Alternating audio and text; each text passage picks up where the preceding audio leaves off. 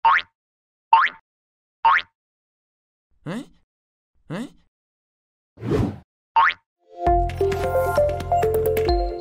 Halo teman-teman, salam merdeka. Kembali lagi bersama dengan Kadida di kelas Sejarah Eduon. Kalau dengan Kadida berarti kan harus siap-siap ya, karena kita akan kembali ke masa lalu.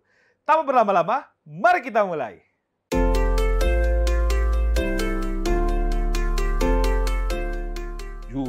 Agustus tahun 45. Dan itulah hari kemerdekaan kita. Oke teman-teman, jadi kita akan membahas sebuah materi yang bisa kita katakan sebagai materi yang akan patut kita syukuri.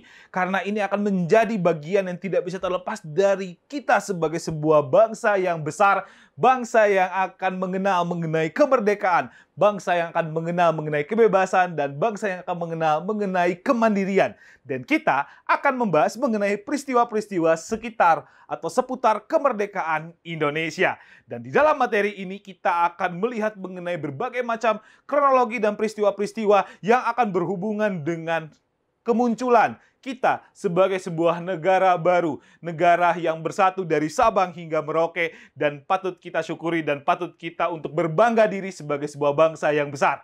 Oke teman-teman, untuk bisa membahas mengenai materi mengenai peristiwa seputar kemerdekaan Indonesia, maka mari kita lihat dulu ya teman-teman mengenai peta konsep dari materi kita kali ini, yaitu peristiwa-peristiwa seputar kemerdekaan Indonesia, di mana kita akan melihat mengenai kekalahan Jepang dalam Perang Dunia Kedua sebagai bagian yang tidak bisa terlepas daripada keberuntungan Indonesia yang akan menjadikan kita mencoba untuk merebut kemerdekaan dari penjajah Jepang. Ini yang pertama.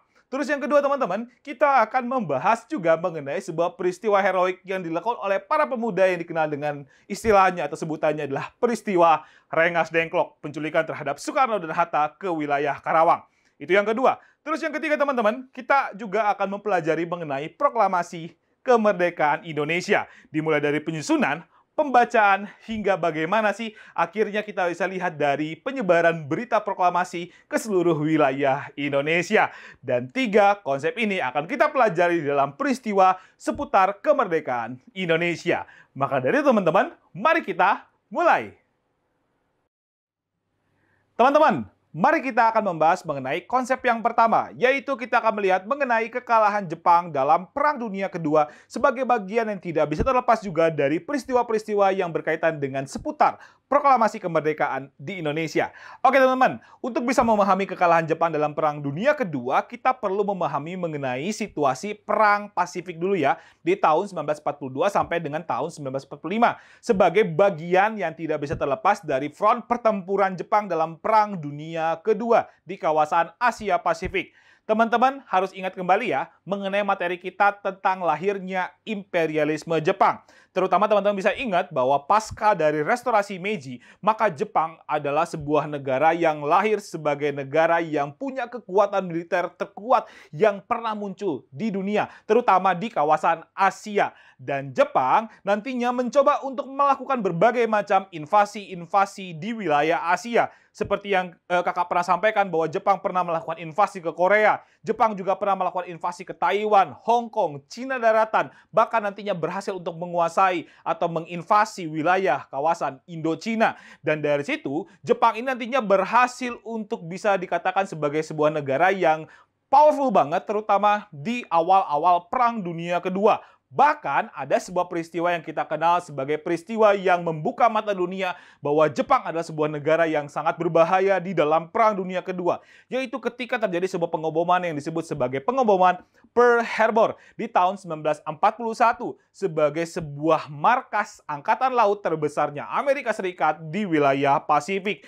Dan di dalam pengeboman ini berdampak terhadap bahwa Jepang akan dianggap sebagai sebuah negara yang sangat berbahaya banget bagi pihak sekutu. Bahkan akhirnya teman-teman ingat ya bahwa bahwa sekutu akhirnya membentuk sebuah aliansi pasukan yang dikenal dengan istilahnya bernama ABDACOM, atau nantinya dikenal dengan American, British, Dutch, dan juga Australia Command, yang nantinya merupakan pasukan gabungan militer dari keempat negara untuk bisa membendung serangan Jepang di wilayah atau di kawasan Asia Pasifik. Dan ternyata Jepang dari tahun 1939 sampai 1941 adalah negara yang tidak pernah kalah. Dan ini yang mengakibatkan nantinya beberapa daerah-daerah di Asia seperti Semenanjung Malaya dan juga Indonesia dikuasai oleh pihak pendudukan Jepang. Dan kalau kita lihat bahwa Jepang tidak pernah terhentikan di dalam Perang Dunia Perang Dunia Kedua, terutama dari tahun 1939 sampai dengan tahun 1941. Tapi ternyata ketika di pertengahan tahun 1942, nantinya Jepang mulai keteteran, mulai kalah di dalam berbagai macam front pertempuran yang akan menjadi titik balik dari kekalahan Jepang. Terutama ada dua pertempuran yang nantinya menjadi kunci kemenangan dari pasukan sekutu, yaitu ada yang namanya Pertempuran Laut Karang di tahun 1942 dan juga Pertempuran Midway di tahun 1942. Setidaknya teman-teman, Pertempuran Laut Karang adalah sebuah pertempuran yang terjadi di wilayah selatannya Papua Nugini, dekat dengan Australia, di mana nantinya Jepang berambisi untuk menguasai sebuah pelabuhan bernama Port Moresby. Dan akhirnya pasukan gabungan dari Amerika Serikat dan Australia mencoba untuk membendung serangan daripada Jepang untuk menguasai Port Moresby. Dan ternyata di dalam pertempuran tersebut, nantinya Jepang berhasil untuk menjatuhkan atau menenggelamkan kapal-kapalnya milik sekutu. Tapi ternyata dari pertempuran Laut Karang ini nantinya bisa dikatakan bahwa pasukan sekutu berhasil untuk menahan laju Jepang di wilayah Pasifik. Masuk akal nggak teman-teman? Bisa dipahami ya, bahwasanya ketika Jepang yang awalnya selalu menang, ternyata berhasil untuk ditahan di tahun 1942. Dan akhirnya di tahun 1942 juga, terutama di bulan Juli, nantinya Jepang harus kalah secara total di pertempuran Midway di tahun 1942, di mana nantinya Amerika Serikat berhasil untuk memukul mundur Jepang keluar dari Midway. Dan inilah yang menjadi titik balik dari kemenangan pasukan sekutu di tahun 1942 hingga tahun 1945. Sehingga pasca dari pertempuran Midway bisa dikatakan Jepang selalu kalah di dalam pertempuran-pertempurannya di kawasan Asia Pasifik. Oke, dan kalau kita lihat nantinya Jepang berhasil untuk dikalahkan ketika nantinya Amerika yang dipimpin oleh pimpinan militernya bernama Douglas MacArthur menggunakan strategi yang bernama strategi lompat katak. Jadi menguasai setiap pulau-pulau yang nantinya sudah dikuasai Jepang di kawasan Pasifik sebelum nantinya merengsek masuk hingga ke pulau Jepang. Oke teman-teman, dan sehingga nantinya dampak dari rentetan kekalahan Jepang di tahun 1942 sampai dengan tahun 1945 ini akan berdampak terhadap perubahan politik yang ada di Jepang. Terutama nantinya perubahan politik yang nantinya muncul di Jepang juga berdampak terhadap Indonesia sendiri. Setidaknya kalau kita lihat rentetan kekalahan yang nantinya muncul dari Jepang atau kalah dari Jepang adalah nantinya kita bisa lihat. Yang pertama bahwasanya Perdana Menteri dari Jepang yang bernama Hideki Tojo akan digantikan oleh Kuniaki Koiso. Tojo dalam pemimpinannya atau di masa kepemimpinannya, dia tidak pernah memberikan janji kemerdekaan kepada Indonesia. Tapi Kuniaki Koiso yang nantinya naik, terutama di tanggal 7 September di tahun 1944, mengeluarkan sebuah janji bernama Janji Koiso, bahwa suatu saat atau tepatnya di tanggal 24 Agustus di tahun 1945, Indonesia akan merdeka. Sehingga untuk bisa merealisasikan janji Koiso, Jepang akhirnya membentuk dua lembaga yang kita kenal dengan BPUPKI dan juga PPKI yang bertugas untuk melakukan penyelidikan atau mempersiapkan setiap hal-hal yang berkaitan dengan sebuah negara yang merdeka seperti apa. Dan itu adalah tugas daripada BPUPKI dan juga PPKI.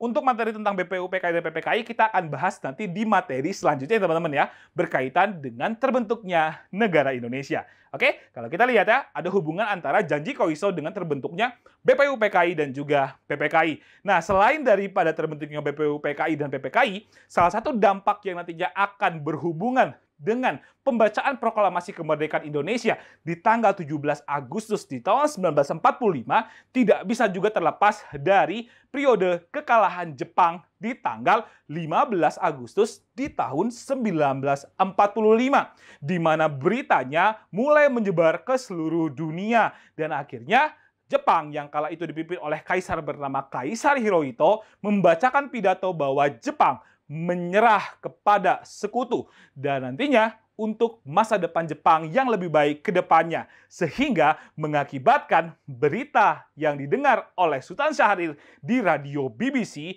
akhirnya disampaikan kepada pemuda dan akan memunculkan sebuah peristiwa yang akan kita kenal dengan nama peristiwanya adalah peristiwa Rengas Dengklok, yaitu adalah penculikan terhadap Soekarno-Hatta ke wilayah Karawang, ke Rengas Dengklok, dan itu nantinya akan menjadi bagian yang tidak bisa terlepas dari peristiwa seputar proklamasi kemerdekaan Indonesia.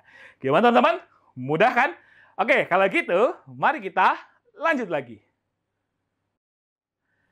Teman-teman, mari kita akan membahas mengenai konsep yang kedua. Kita akan melihat mengenai peristiwa Rengas Dengklok. Nah, untuk bisa memahami peristiwa Rengas Dengklok, teman-teman tadi bisa menghubungkan juga dengan rentetan kekalahan Jepang terutama dari tahun 1942 sampai dengan tahun 1945.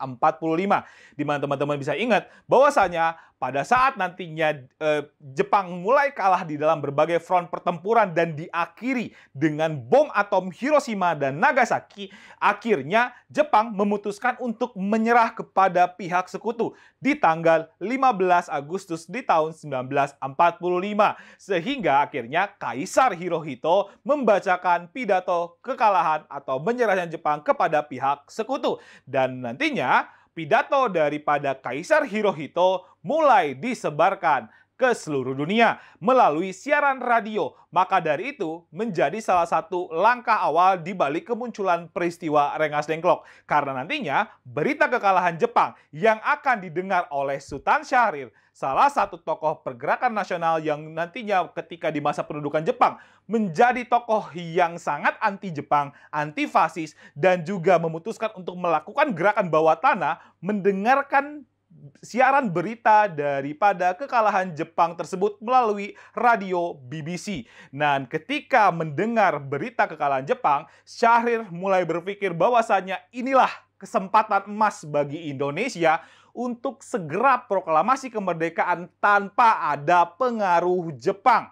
Oke, karena tadi ya Kak sudah sampaikan, Sultan Syahrir adalah tokoh yang sangat anti Jepang. Dan itulah yang menjadikan Syahrir akhirnya mencoba untuk bisa melakukan proklamasi tanpa melalui pengaruh Jepang. Mencoba untuk mendesak Soekarno-Hatta. Tapi kemungkinan besar Soekarno-Hatta tidak akan mau segera proklamasi. Maka dari itu Sultan Syahrir memutuskan untuk datang ke perkumpulan pemuda di Jalan Menteng Raya dan bertemu dengan Sukarni, dengan Khairul Saleh, dengan Darwis Wikana untuk membahas mengenai berita kekalahan Jepang. Sekaligus juga membahas mengenai kedatangan dari Soekarno-Hatta dan juga Rajiman yang baru selesai berangkat atau baru selesai pulang dari Dalat, Vietnam bertemu dengan Marsekal Terauchi yang membahas mengenai pembentukan dari PPKI, di mana akhirnya di dalam pertemuan tersebut Sultan Syahrir dan juga pemuda ini mulai membahas mengenai hal-hal yang berkaitan dengan bagaimana caranya agar kita bisa segera proklamasi tanpa adanya embel-embel Jepang. Itulah yang menjadi salah satu ruhnya pemuda untuk bisa segera memaksakan secepat mungkin agar kemerdekaan bisa dilaksanakan. Sedangkan kalau kita lihat bahwasannya golongan tua atau nantinya golongan yang dipimpin oleh Soekarno, Hatta, dan juga Ahmad Subarjo memutuskan bahwasannya kemerdekaan yang terbaik adalah kemerdekaan melalui mekanisme-mekanisme dari lembaga-lembaga yang memang sudah konsen untuk proklamasi seperti BPUPKI dan PPKI. Dan golongan tua menganggap bahwasannya kalau misalkan kita segera proklamasi kemerdekaan, maka akan terjadi pertumpahan darah antara rakyat dengan tentara Jepang. Dan itu yang dihindari oleh golongan tua. Dan inilah yang nantinya menimbulkan perdebatan di antara golongan tua dan golongan muda mengenai kapan waktu yang tepat untuk segera melaksanakan proklamasi. Golongan muda pengennya cepat-cepat proklamasi. Udah beres Jepang menyerah, ya udah besoknya langsung proklamasi. Sedangkan golongan tua menganggap bahwa kemerdekaan tidak bisa dilakukan secara cepat atau secara terburu-buru. Perlu adanya mekanisme. Dan inilah yang mengakibatkan akhirnya berita kekalahan Jepang menimbulkan pendapat atau perbedaan pendapat di antara golongan tua dan golongan muda. Dan kalau kita lihat mengenai bagaimana sih sikap akhirnya dari golongan muda terhadap golongan tua, kita akan bisa melihat mengenai kelanjutan dari peristiwa Rengas Dengklok, terutama mengenai respon terhadap berita kekalahan Jepang. Jadi tadi ya, kakak sudah memberikan informasi kepada kalian bahwasanya golongan muda memiliki pendapat bahwasanya kemerdekaan Indonesia harus dilaksanakan secara cepat. Itulah poin pentingnya. Maka dari itu kalau kita lihat mengenai sikap golongan muda nih terhadap golongan tua, maka akhirnya karena ditolak mengenai percepatan proklamasi, maka akhirnya golongan muda yang kala itu dipimpin oleh Khairul Saleh memutuskan untuk melaksanakan rapat pemuda yang nantinya disebut sebagai rapat pemuda pertama, dengan keputusan-keputusan yang dihasilkan oleh rapat tersebut, yaitu adalah mengenai upaya untuk bisa menjauhkan Soekarno-Hatta dari ikatan Jepang. Jadi menurut pemuda bahwasanya Soekarno-Hatta memutuskan untuk melalui mekanisme PPKI dianggap karena Soekarno-Hatta sudah terpengaruh oleh Jepang. Maka dari itu perlulah dilepas ini ikatannya Soekarno-Hatta dari pihak Jepang. Itu yang pertama yang harus dilakukan oleh pemuda untuk bisa melepaskan Soekarno-Hatta. Terus yang kedua, yang nantinya menjadi sikap golongan muda di dalam rapat pemuda pertama adalah bagaimana caranya agar bisa mendesak Soekarno-Hatta untuk segera proklamasi kemerdekaan Indonesia, dan selambat-lambatnya di tanggal 16 Agustus di tahun 1945. Jadi, rapat pemuda pertama ini nantinya dilaksanakan di tanggal 15 Agustus di jam 8 malam. Bahkan akhirnya dari hasil keputusan rapat ini nantinya mengutus dua tokoh, yaitu adalah tokoh bernama Wikana dan juga Darwis untuk datang ke rumah Soekarno. Datang untuk bisa mendesak Soekarno-Hatta agar segera proklamasi. Bahkan Wikana itu sempat mengancam kepada Soekarno, "Bung, kalau Bung tidak segera proklamasi selambat-lambatnya besok, maka besok pasti akan ada pertumpahan darah." Itu kata Wikana. Tapi apa jawaban Soekarno? Kata Soekarno gini, "Kamu seret aja nih leher saya. Kamu bawa ke pojokan dan kamu bunuh saya aja. Jangan tunggu besok." Itu kata Soekarno. Dan maka dari itu akhirnya apa? Karena tadi Soekarno-Hatta juga tetap kukuh dengan pendiriannya bahwasanya proklamasi kemerdekaan itu harus melalui mekanisme yang jelas, mekanisme PPKI, sehingga akhirnya sikap golongan muda untuk bisa mendesak Soekarno-Hatta di dalam rapat pemuda pertama ternyata gagal total. Maka akhirnya bagaimana akhirnya sikap dari golongan muda pasca dari kegagalan untuk mendesak Soekarno-Hatta? Maka akhirnya mereka berkumpul kembali dan nantinya berkumpul di dalam rapat pemuda 2 yang menghasilkan keputusan yang bulat, yaitu adalah melakukan penculikan Soekarno-Hatta ke Rengas Dengklok. Tapi teman-teman harus ingat ya, bahwa penculikan Soekarno-Hatta tidak dikarungin. Tidak dikarungin, tidak diikat. Enggak ya, enggak kayak gitu. Jadi nantinya seperti tokoh-tokoh seperti Wikana, Darwis, Khairul Saleh datang sengaja ke rumah Soekarno ke Jalan Pegangsaan Timur, terus bilang bahwa, Bung ikut saya untuk keamanan Bung.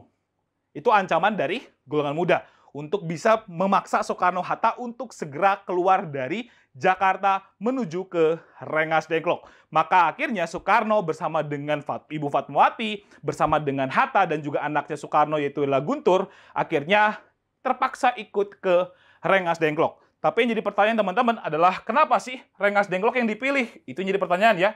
Nah, Rengas Dengklok dipilih karena Rengas Dengklok adalah wilayah daripada markas peta. Oke, itu yang pertama yang nantinya menjadikan para pemuda berpikir bahwasanya Rengas Dengklok ini adalah sebuah wilayah yang aman untuk bisa menyimpan Soekarno-Hatta. Sedangkan yang kedua, kenapa Rengas Dengklok dipilih juga karena secara wilayahnya jauh dari jalan raya sehingga tidak memungkinkan pihak militer Jepang untuk bisa berpatroli ke wilayah tersebut. Sehingga Rengas Dengklok dianggap aman oleh para pemuda. Dan itulah yang mengakibatkan akhirnya para pemuda memutuskan untuk datang ke Rengas Dengklok atau untuk bisa mendatangkan Soekarno-Hatta ke Rengas Dengklok. Nantinya Soekarno-Hatta ditempatkan di rumah orang-orang etnis Tiongkok.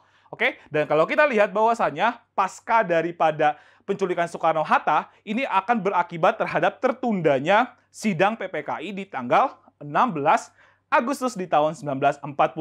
Karena sampai akhir daripada tanggal 16 ternyata Soekarno-Hatta tidak pernah muncul. Dan itu yang mengakibatkan sidang PPKI harus ditunda. Dan ini mengakibatkan juga nantinya Ahmad Subarjo mencoba untuk mencari tahu di mana sebenarnya Soekarno dan Hatta ini berada. Oke teman-teman, kita akan lanjutkan kembali. Tapi sebelumnya kakak hapus dulu ya.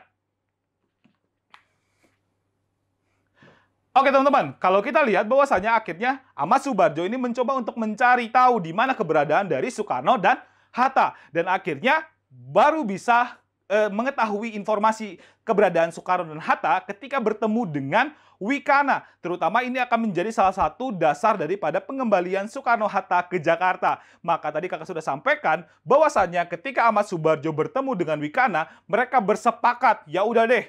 Kalau gitu, Ahmad Subarjo sempat menjanjikan kepada Wikana bahwa besok, gitu ya, kalau kamu kembalikan Soekarno-Hatta sekarang, maka besok saya pastikan kemerdekaan Indonesia akan terlaksana. Kalau tidak, kamu bisa potong leher saya. Itu kata Ahmad Subarjo. Dan Ahmad Subarjo nantinya melakukan diplomasi dengan Wikana agar mau melepaskan Soekarno-Hatta dan ternyata berhasil. Akhirnya Wikana memberitahukan informasi mengenai keberadaan Soekarno yang berada di Rengas Dengklok yang akhirnya Ahmad Subarjo datang ke Rengas Dengklok untuk bertemu Soekarno-Hatta agar bisa mengembalikan Soekarno-Hatta kembali ke Jakarta. Dan itulah yang nantinya akan mengakhiri peristiwa Rengas Dengklok. Oke teman-teman, gimana? Ramai kan? Kalau gitu, mari kita lanjut lagi. Teman-teman, mari kita akan melihat mengenai konsep yang ketiga, yaitu kita akan melihat mengenai peristiwa dari Proklamasi Kemerdekaan Indonesia. Nah teman-teman, untuk bisa memahami mengenai peristiwa proklamasi kemerdekaan, kita akan melihat mengenai 3 fase daripada peristiwa proklamasi. Yang pertama, kita akan melihat mengenai penyusunan dari naskah proklamasi kemerdekaan. Terus yang kedua, kita akan melihat mengenai pembacaan dari naskah proklamasi. Dan yang ketiga, kita akan melihat mengenai penyebaran dari berita proklamasi kemerdekaan hingga ke seluruh Indonesia. Nah, yang pertama teman-teman, kita akan melihat dulu mengenai penyusunan dari naskah proklamasi. Seperti apa sih? Oke, kalau kita lihat bahwasanya penyusunan naskah proklamasi ini baru bisa terlaksana setelah adanya pertemuan dari Ahmad Subarjo dan juga Wikana. Yang tadi kakak sudah bahas bahwasanya Ahmad Subarjo berhasil untuk mengakhiri peristiwa Rengas Dengklok, mengakhiri penculikan Soekarno-Hatta. Dengan akhirnya Ahmad Subarjo menjamin bahwasannya kemerdekaan Indonesia akan dilaksanakan di tanggal 17 Agustus. Kalau misalkan Soekarno-Hatta dikembalikan ke Jakarta. Kalau misalkan tidak dilaksanakan di tanggal 17 Agustus, maka nyawa Ahmad Subarjo akan menjadi jaminannya. Itu adalah pernyataan yang dilontarkan oleh Ahmad Subarjo kepada Wikana. Sehingga akhirnya golongan muda memberikan atau bisa dikatakan melepaskan Soekarno-Hatta untuk kembali ke Jakarta. Dan ketika kembali ke Jakarta, Soekarno-Hatta nantinya akan disambut oleh Laksamana Maeda yang nantinya akan mengantarkan Soekarno-Hatta untuk bertemu dengan pimpinan militer tertinggi yang ada di Indonesia, yaitu kita kenal dengan namanya Gun Seikan. Tapi ternyata Soekarno-Hatta ketika mau sampai ke rumahnya Gun Seikan atau sampai ke rumah Gun Seikan, ternyata Soekarno-Hatta itu ditolak oleh Gun Seikan. Karena maksud Soekarno-Hatta untuk datang ke rumah Gun Seikan adalah menanyakan mengenai berita kekalahan Jepang, sekaligus juga meminta izin kepada Gun Seikan agar bangsa Indonesia bisa melaksanakan proklamasi kemerdekaan di keesokan harinya. Tapi kalau kita lihat, Gun Seikan itu menolak keras mengenai proklamasi kemerdekaan. Karena yang jadi masalah adalah Jepang atau di dalam tanggal 15 Agustus di tahun 1945, Jepang ini harus menjaga yang namanya status quo. Nah, teman-teman ingat ya, apa itu yang maksud dengan status quo? Status quo itu adalah status yang tetap atau tidak boleh berubah. Dan inilah yang nantinya harus dijaga sebagai sebuah bentuk pernyataan menyerahnya Jepang kepada pihak sekutu. Oke, ketika status quo ini muncul, maka Jepang itu harus mempertahankan Indonesia dari perubahan-perubahan yang terjadi, termasuk proklamasi. Sehingga akhirnya Gun Seikan itu menolak keras pernyataan Soekarno-Hatta untuk segera melaksanakan proklamasi kemerdekaan. Tapi Soekarno-Hatta karena sudah janji ya sama golongan muda untuk melaksanakan proklamasi di keesokan harinya, akhirnya Soekarno-Hatta tetap bersikukuh untuk melaksanakan proklamasi di tanggal 17 dan akhirnya disambut baik juga oleh Laksamana Maeda, di mana nantinya Laksamana Maeda akan menjadikan rumahnya ini sebagai tempat dari perumusan proklamasi dan tempat daripada pelaksanaan proklamasi itu akan dilaksanakan di ruangan meja makannya dari Laksamana Maeda. Nah, yang jadi pertanyaan, kenapa sih Maeda memberikan kesempatan kepada Soekarno-Hatta untuk melaksanakan perumusan? di rumahnya. Karena Maeda ini adalah sosok yang bisa dikatakan adalah sebagai sosok yang sangat simpatik banget dengan setiap pergerakan nasional yang ada di Indonesia. Dan itulah yang nantinya menjadikan dasar kenapa Laksamana Maeda memberikan kesempatan kepada Soekarno-Hatta dan juga Ahmad Subarjo untuk bisa melaksanakan perumusan naskah proklamasi di rumahnya. Bahkan menjamin keamanan dari Soekarno-Hatta dari kemungkinan adanya upaya dari Jepang untuk menggagalkan upaya perumusan naskah proklamasi. Sehingga setelah adanya jaminan dari Laksamana Maeda, akhirnya Soekarno-Hatta dan juga Ahmad Subarjo datang ke rumah Laksamana Maeda dan akhirnya menjadi saksi di balik kemunculan perumusan naskah proklamasi kemerdekaan. Nah, untuk kita kalau misalkan kita lihat bagaimana sih proses perkembangan daripada perumusan naskah proklamasi, kita akan lihat ya. Tapi sebelumnya kakak hapus dulu. Oke teman-teman, bagaimana sih proses daripada perkembangan penyusunan naskah proklamasi? Oke, setelah disetujui bahwa rumah Laksamana Maeda akhirnya dijadikan sebagai tempat pelaksanaan proklamasi, maka akhirnya Soekarno-Hatta dan juga Ahmad Subarjo datang ke rumah Laksamana Maeda, di mana nantinya di meja makan bersepakatlah mereka bagaimana sih proses daripada penyusunan naskah proklamasi. Nah, di antara ketiga tokoh nasional tersebut, maka menghasilkan kesepakatan, yaitu adalah Soekarno akan dijadikan sebagai notulen atau nantinya dijadikan sebagai penulis daripada si naskah proklamasi tersebut. Sedangkan Hatta dan juga Ahmad Subarjo akan menjadi penyumbang ide secara lisan kepada Soekarno yang nantinya akan menulis apa aja sih isi dari teks proklamasi. Dan di sini atau di dalam perkembangannya kita akan bisa melihat mengenai apa aja sih bisa dikatakan kata-kata atau kalimat-kalimat yang nantinya menjadi salah satu rujukan dari tokoh-tokoh atau tiga tokoh tersebut di dalam menyusun naskah proklamasi. Setidaknya kita akan lihat tokoh seperti Soekarno yang nantinya memberikan kontribusi di dalam isi naskah proklamasi, seperti menyematkan kata proklamasi, terus juga Jakarta 17.805 dan juga wakil-wakil bangsa Indonesia. Ini adalah salah satu bentuk kontribusi Soekarno di dalam penyematan kata di dalam naskah proklamasi. Oke teman-teman, ini adalah kontribusi Soekarno. Terus juga kalau kita lihat mengenai kontribusi dari Ahmad Subarjo di dalam naskah proklamasi. Seperti apa sih? Kalau kita lihat bahwasanya Ahmad Subarjo ada beberapa kalimat yang nantinya menjadi rujukannya Ahmad Subarjo. Yaitu adalah isinya berkaitan dengan kami, bangsa Indonesia menyatakan kemerdekaan Indonesia. Jadi kalau kita ambil atau kita lihat kalimat dari kami, bangsa Indonesia, menyatakan kemerdekaan Indonesia, ini sebenarnya diambil dari pembukaan Undang-Undang 45. Teman-teman mungkin bisa ngeh ya atau bisa sadar kalimat mana yang diambil. Kalimat yang diambil adalah atas berkat rahmat Allah yang Maha Kuasa dan dengan didorong oleh keinginan luhur supaya berkehidupan berkebangsaan Indonesia yang bebas, maka dengan ini rakyat Indonesia menyatakan kemerdekaan. Nah, dari kata itu menyatakan kemerdekaan Indonesia itu nantinya menjadi salah satu inspirasi dari Ahmad Subarjo untuk menyematkan kalimat kami, bangsa Indonesia, menyatakan kemerdekaan Indonesia. Oke teman-teman, ini adalah salah satu bentuk kontribusi Ahmad Subarjo di dalam isi naskah proklamasi. Nah, selain Ahmad Subarjo, kita akan melihat mengenai sumbangan dari Muhammad Hatta di dalam naskah proklamasi yang nantinya kita kenal bahwa menyampaikan beberapa kalimat, yaitu adalah mengenai hal-hal yang mengenai pemindahan dari kekuasaan dan lain-lain diselenggarakan dengan seksama dan juga dalam tempo yang sesingkat-singkatnya. Ini adalah bentuk kontribusi dari Hatta. Jadi Hatta itu dipilih Bung Karno karena dianggap merupakan sosok yang mampu untuk merangkai kata yang sangat bagus. Sehingga nantinya hal-hal mengenai pemindahan kekuasaan dan lain-lain yang diselenggarakan dengan seksama dan dalam tempo yang sesingkat-singkatnya, ini merupakan sebuah kalimat yang bisa dikatakan adalah kalimat yang berisi instruksi. Gitu ya, instruksi kepada seluruh pihak untuk bisa menyelenggarakan pemindahan secara kekuasaan yang nantinya secara cepat dan juga dengan secara seksama. Dan inilah yang nantinya menjadi sebuah kata kunci untuk bisa melihat mengenai pemindahan kekuasaan dari pihak Jepang ke pihak Indonesia. Dan inilah yang menjadi salah satu bentuk dari kontribusinya Hatta di dalam naskah proklamasi.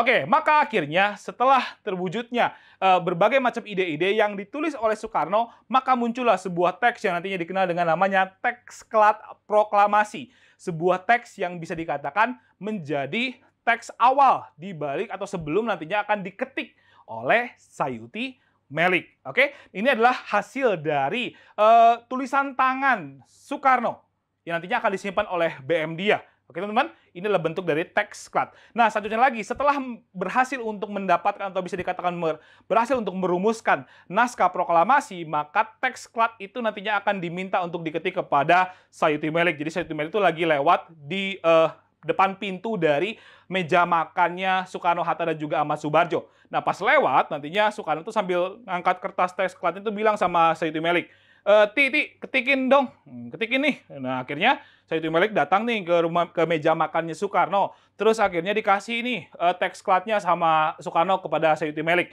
Dan akhirnya Sayuti Melik mengambil teks tersebut dan akhirnya mulai mengetik naskah proklamasi. Dan akhirnya kalau kita lihat bahwa Sayuti Melik adalah sosok yang nantinya menjadi atau punya kontribusi di dalam penyusunan naskah proklamasi, yaitu adalah mengetik naskah proklamasi. Tapi pada saat mau mengetik, mesin ketiknya itu ternyata adalah mesin ketik yang berbahasa kanji, itu ya.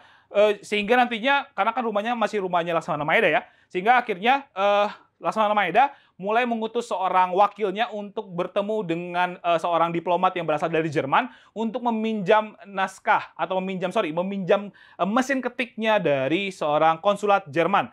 Dibawa ke rumah Laksamana Maeda, akhirnya Sayuti Melik bisa ngetik mengenai naskah proklamasi kemerdekaan. Dan akhirnya kalau kita lihat ada beberapa hal yang juga direvisi oleh Sayuti Melik di dalam teks klat tersebut, yaitu beberapa kata seperti tempo yang nantinya menjadi kata tempo. Terus juga ada beberapa kata yang nantinya juga direvisi, yaitu adalah Jakarta 17805 yang nantinya menjadi Jakarta hari 17 bulan 8 tahun 05. Dan juga ada beberapa revisi yang nantinya mengganti mengenai wakil-wakil bangsa Indonesia nantinya akan menjadi atas nama bangsa Indonesia.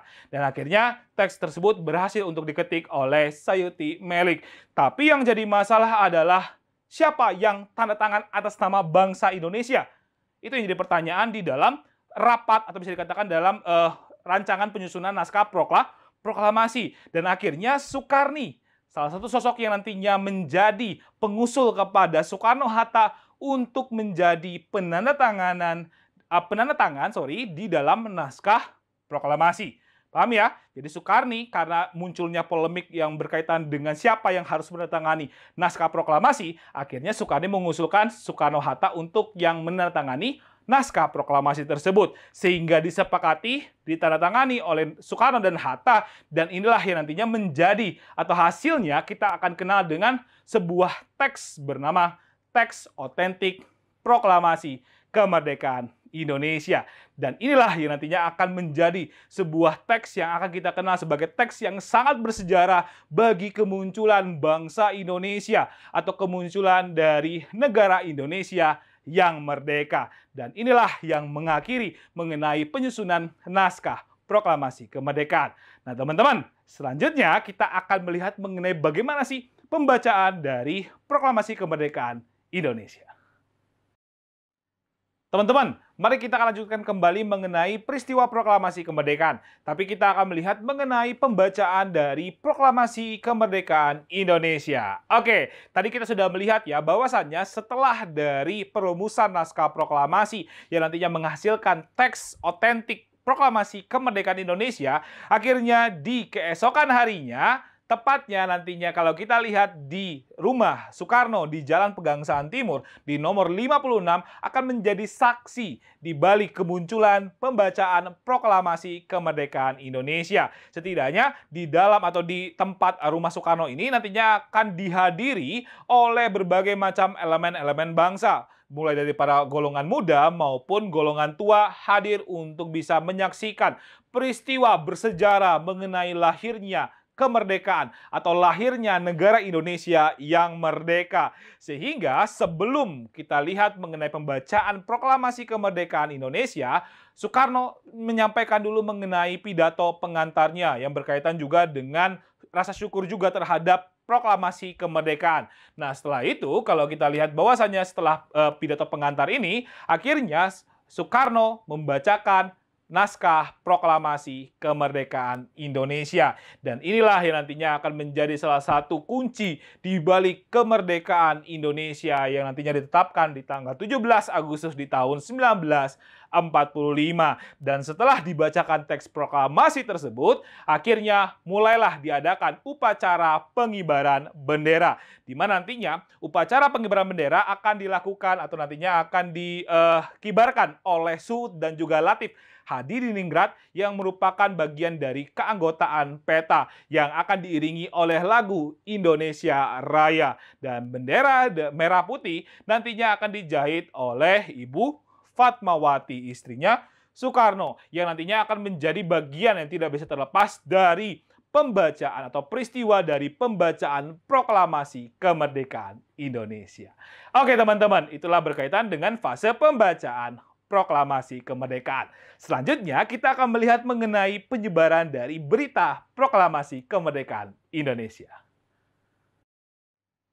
Teman-teman, mari kita akan lanjutkan kembali mengenai peristiwa proklamasi kemerdekaan. Tapi kita akan lihat fase ketiga dari peristiwa proklamasi kemerdekaan, yaitu adalah berkaitan dengan penyebaran dari berita proklamasi. Seperti apa sih? Oke, kalau kita lihat mengenai penyebaran berita proklamasi, bahwa sosok sentral daripada penyebaran berita proklamasi akan dilakukan oleh sosok yang kita kenal bernama BM Dia, yang nantinya pernah diminta oleh Muhammad Hatta untuk bisa memperbanyak salinan dari teks proklamasi kemerdekaan Indonesia, yang nantinya dimaksudkan untuk disebarkan ke seluruh wilayah di Indonesia. Dan akhirnya setelah BM Dia nantinya mulai memperbanyak salinan dari teks proklamasi, maka akhirnya salinan teks proklamasi itu mulai disebar oleh BM Dia ke seluruh bagian atau seluruh wilayah di Indonesia. Memanfaatkan juga jaringan wartawan-wartawan yang ada di Indonesia untuk juga menyebarkan berita proklamasi kemerdekaan.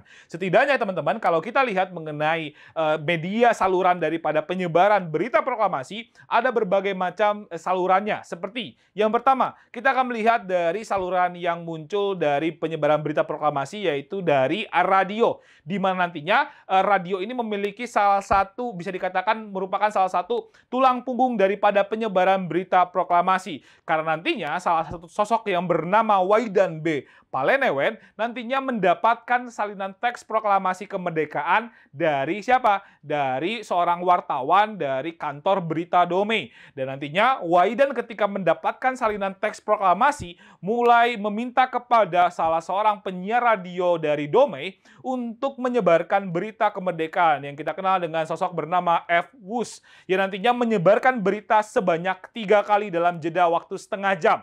Jadi selama 3 kali itu nantinya akan disiarkan mengenai berita proklamasi kemerdekaan Indonesia. Bahkan ada salah satu hal yang unik terkait dengan peristiwa penyebaran berita proklamasi melalui radio, di mana nantinya di siaran ketiga ada tentara Jepang yang sempat juga marah-marah kepada F. Wus karena dianggap menyebarkan berita mengenai kemerdekaan Indonesia. Dan inilah yang nantinya menjadi bagian yang tidak bisa terlepas dari upaya untuk menyebarkan berita proklamasi. Oke? Melalui radio. Terus juga kalau kita lihat bahwasanya selain radio, bahwa juga ada beberapa surat kabar yang nantinya menyebarkan berita proklamasi kemerdekaan. Yaitu, kalau kita lihat surat kabar yang pertama kali menyebarkan berita proklamasi kemerdekaan adalah surat kabar yang berasal dari Surabaya, yang bernama Suara Asia. Menyebarkan atau nantinya di headline beritanya atau di headline korannya, nantinya menyampaikan mengenai berita proklamasi kemerdekaan Indonesia. Dan selain surat kabar Asia juga nantinya disusul dengan surat kabar dari Bandung yang bernama Surat Kabar Cahaya, yang nantinya menjadi juga bagian yang tidak bisa terlepas dari upaya menyebarkan berita proklamasi kemerdekaan Indonesia. Nah, selain dari surat kabar juga, kalau kita lihat bahwasanya ada media-media lain yang digunakan oleh tokoh-tokoh yang ada di Indonesia untuk menyebarkan berita proklamasi, yaitu adalah media lain seperti ada pamflet, ada juga poster, dan juga coretan-coretan di dinding-dinding di sarana publik yang nantinya banyak memuat informasi-informasi juga mengenai kemerdekaan Indonesia. Nah, ini melalui saluran-saluran media-media. Nah, selain kalau kita lihat mengenai saluran media, juga ada utusan-utusan yang nantinya berasal dari daerah-daerah di Indonesia. Terutama utusan-utusan daerah itu merupakan bagian dari keanggotaan BPUPKI. Ada yang nantinya kalau kita lihat utusan daerah yang juga ikut menyebarkan berita proklamasi. Seperti sosok bernama Teguh Muhammad Hasan yang nantinya akan menyebarkan berita proklamasi ke wilayah Aceh. Terus juga kalau kita lihat ada sosok yang bernama Samratulangi yang akan menyebarkan berita kemerdekaan ke wilayah Sulawesi. Terus juga ada sosok yang kita kenal dengan namanya Ketut Puja yang nantinya akan mulai menyebarkan berita proklamasi kemerdekaan ke wilayah Sunda Kecil. Termasuk yang paling utama adalah daerah Bali ya. Terus juga kalau kita lihat bahwa ada sosok juga yang terakhir yang menyebarkan berita kemerdekaan ke wilayah Kalimantan yang bernama A.A. Hamidan. Oke teman-teman, ini adalah berkaitan dengan penyebaran berita proklamasi yang nantinya dampak daripada penyebaran melalui media maupun melalui utusan daerah akan berdampak terhadap meluasnya berita proklamasi kemerdekaan sehingga akan memunculkan semangat-semangat nasionalisme di berbagai daerah-daerah di Indonesia untuk mempertahankan kemerdekaan Indonesia, terutama ketika nantinya Belanda atau sekutu mencoba untuk mengembalikan kembali Indonesia menjadi jajahan dari Belanda, sehingga setiap daerah akhirnya melawan kepada pihak Belanda. Oke teman-teman, itu adalah berkaitan dengan penyebaran berita proklamasi kemerdekaan Indonesia. Nah selanjutnya kita akan melihat kesimpulan dari materi kita mengenai peristiwa seputar proklamasi kemerdekaan Indonesia. Teman-teman, mari kita tarik kesimpulan dari materi kita mengenai peristiwa-peristiwa seputar proklamasi kemerdekaan. Seperti apa sih? Oke, tadi kita sudah membahas mengenai konsep yang pertama, yaitu berkaitan dengan kekalahan Jepang dalam Perang Dunia Kedua. Setidaknya teman-teman akan bisa memahami bahwasannya kekalahan Jepang dalam Perang Dunia Kedua, terutama mengenai rentetan dari kekalahan Jepang dari tahun 1942 sampai dengan tahun 1945 itu akan menjadi kesempatan bagi kita, bangsa Indonesia, untuk bisa meraih kemerdekaan dari pendudukan Jepang. Setidaknya bentuk dari terbukanya kesempatan meraih kemerdekaan kita akan bisa lihat dari kemunculan beberapa peristiwa-peristiwa, yaitu adalah berkaitan dengan kemunculan Janji Koiso di tanggal 7 September di tahun 1944. Terus juga berkaitan dengan pembentukan BPUPKI dan PPKI, dan yang terakhir adalah yang menjadi salah satu rujukan untuk bisa melihat mengenai peristiwa Rengas Dengklok adalah berkaitan dengan tersebarnya berita kekalahan Jepang yang nantinya didengar oleh Sultan Syahrir di radio BBC yang akan menjadi salah satu rujukan untuk bisa Sultan Syahrir untuk melakukan pengaruh-pengaruhnya kepada pemuda-pemuda agar bisa mendesak Soekarno-Hatta untuk segera proklamasi kemerdekaan. Dan akhirnya muncullah peristiwa yang kita kenal dengan namanya peristiwa Rengas Dengklok. Menjadi konsep yang kedua yang akan kita bahas di dalam peristiwa-peristiwa seputar proklamasi. Di mana teman-teman bisa pahami bahwasannya peristiwa Rengas Dengklok ini terjadi akibat dari perbedaan pendapat tentang proklamasi kemerdekaan, terutama di antara golongan tua dan juga golongan muda. Golongan muda pengennya segera proklamasi kemerdekaan Indonesia tanpa pengaruh Jepang. Sedangkan golongan tua tidak mau melaksanakan percepatan proklamasi karena harus sesuai juga dengan sidang BPUPKI dan juga sidang PPKI. Dan itulah yang nantinya akan mengakibatkan golongan muda bersepakat untuk menculik Soekarno-Hatta ke Rengas Dengklok untuk bisa segera mendesak Soekarno-Hatta untuk memproklamasikan kemerdekaan dan juga menjauhkan Soekarno-Hatta yang dianggap sudah sangat terpengaruh oleh Jepang. Dan inilah yang nantinya akan menjadi salah satu bentuk dari peristiwa Rengas Dengklok, yaitu adalah penculikan terhadap Soekarno-Hatta ke Rengas Dengklok.